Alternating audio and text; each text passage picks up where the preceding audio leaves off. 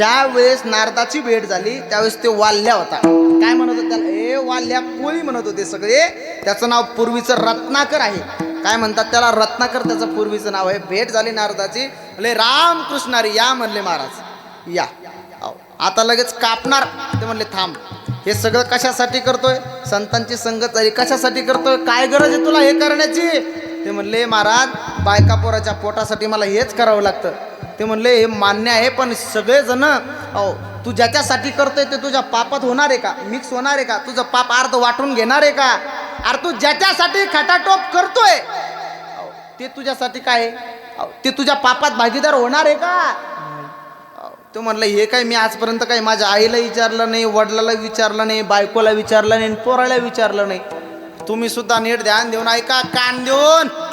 ज्या वेळेस तुम्ही सुद्धा तुमच्या संसारासाठी खटाटोप करताना त्यावेळेस तुम्हाला आठवत असेल की म्हातारं झाल्यानंतर, वय झाल्यानंतर अरे कोणीच नाही, भावकी गावकी आणि नातेवाईक. नीट ऐका, भावकी गावकी आणि नातेवाईक तुमचा अपयशामध्ये ते अपयशामध्ये ते आनंद पाहतात आणि तुमच्या यशस्वीमध्ये दुःख पाहतात.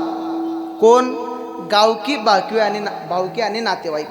अहो या जगामध्ये कोणीच तुमचं नाही. त्या वाल्याला ज्यावेळेस लक्षात आलं, घरी गेला, आई अहो ज्याच्यासाठी मी खटाटोप करतोय त्याच्यात पापात तू भागीदार होणार आहे का नाही? त्या आईनं उत्तर दिलं. म्हणले बाळा लहानचं मोठं तुला केलंय, तुझं लग्न करून दिलंय, तुझे लेकरं बाळा सगळं आहे, माझं कर्तव्य संपलंय, मी तुझ्या पापात भागीदार होणार नाही. लहानचं मोठं करणं माझं कर्तव्य मी पार पाडलेले. वडिलाकडे गेला, वडील अहो माझ्या पापात तुम्ही भागीदार होणार का? सांगितलं बघा लहानचं मोठं तुला केलंय, तर हाताच्या फोडाप्रमाणे तुला मी लहानचं मोठं केलंय, सांभाळलंय, तुझं लग्न करून दिलंय.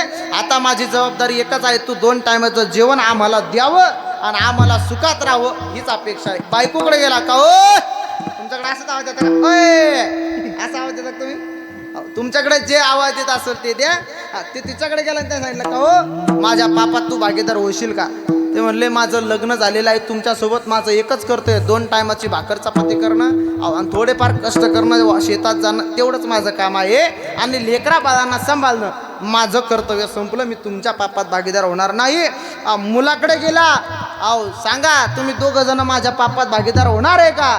ते लेकरं सुद्धा म्हणाले पप्पा तुमचं कर्तव्य आहे का आम्हाला लहानचं मोठं करणं, नोकरी लावणं, हे तुमचं कर्तव्य आहे, तुमच्या पापात आम्ही भागीदार होणार नाही. तोच वाल्याकोळे आला, नारदाचा दर्शन घेतलं. म्हणले नारद मुनी तुम्ही माझे आता डोळे उघडलेले आहेत, एक काम करा म्हणले, आता तुम्ही मला काहीतरी साधन सांगा ज्याने मी उद्धरेल. ते साधन म्हणले राम राम राम. तुम्ही राम राम म्हणा. तो म्हणला राम तर मला काही येत नाही, पण मरा म्हणू शकतो म्हटलं मी. बघा मरा मरा मरा मरा म्हणता म्हणता तो राम झाला. पण मी तर असं मिळेल मरा हा शब्द 5 वेळ जर एका लाईन मध्ये लिहिला तर 3दा राम शब्द तयार होतो. असं असणारा वाल्या 12 वर्ष त्याने साधना केली. साधना केल्यानंतर मांडीवरती वारू उभं राहिलं. 12 वर्षानंतर नारद मुनी त्याच ठिकाणाहून गेले. गेत असताना पाहिलं वारू उभं आहे. वारू बाजूला केलं, डोळे उघडले, नारदाची भेट झाली. म्हटले आता सांगा मला काय करायचंय? मी 12 वर्ष रामनाम साधना केलेली आहे, पण आता तुम्ही मला पुढची आज्ञा द्या. आणि पुढची आज्ञा मग रामायण तयार झालं.